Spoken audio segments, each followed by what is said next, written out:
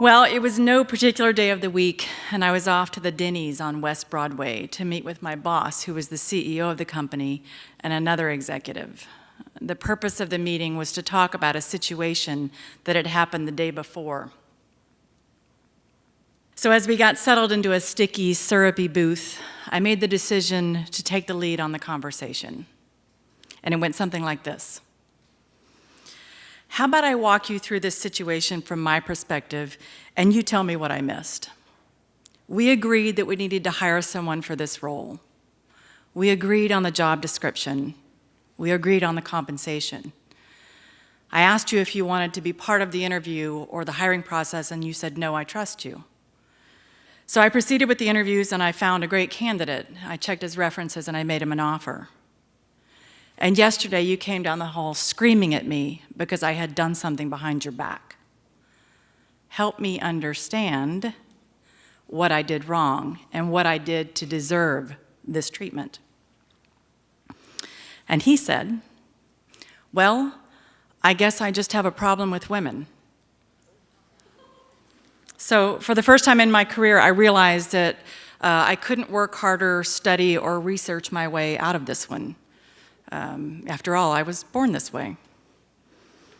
So to be clear, this isn't about women in the workplace or inequality or anything like that. That's a whole other conversation. This is about the hard, cold truth that there are unethical, morally challenged people in positions in the workplace everywhere. They are male and female, and they are powerful, and some are not so powerful. So you may have read Greg Savage's blog post, "People don't leave companies, they leave leaders." And I absolutely believe that. Or maybe you've read the book, First Break All the Rules, What the World's Greatest Managers Do Differently by Marcus Buckingham and Kurt Kaufman. They did extensive research and found out that talented employees need great managers. A talented employee may join a company because of charismatic leaders, great benefits, or awesome training. But how long they stay at the company and how productive they are is a result of the relationship with their immediate supervisor. If you haven't read this book, I really recommend it. So after almost, or actually more than, 30 years in the workplace, I firmly believe that a great leader and a manager will do far more for your career than any role or title you may have. So the conversations that can make or break your success are rooted in understanding if the person you work for will enable you or disable you. So here are some of the questions that can kick off telling and insightful conversations. Some are really direct, like, how do you define a good leader? Or, what do you do to earn the respect of your team? And if you want to keep it light, but still get great visibility into how they lead and what they value, try this one. If I gave you magical powers and you could choose 3 people to work with, dead or alive, fictional or fantasy, who would you choose and why? Imagine the insight you could get from the answer to that question.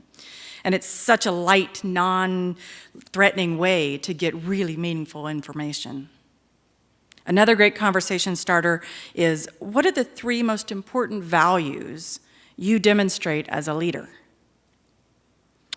And if you're feeling good about how that landed and you're feeling confident and strong, take it to the next level and ask them, could you tell me a story that demonstrates each of your leadership values in practice at work?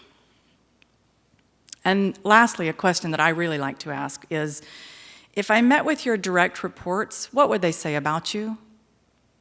And a good leader will say, why don't you do that? But there's 100 questions that you could ask, and that will shed light on what kind of leader or manager someone is or will be. But what you need to know is what matters to you. And you need to know what values you believe in, and then come up with the questions that will uncover the things that you care about. So you might be wondering how things unfolded following that infamous conversation at Denny's.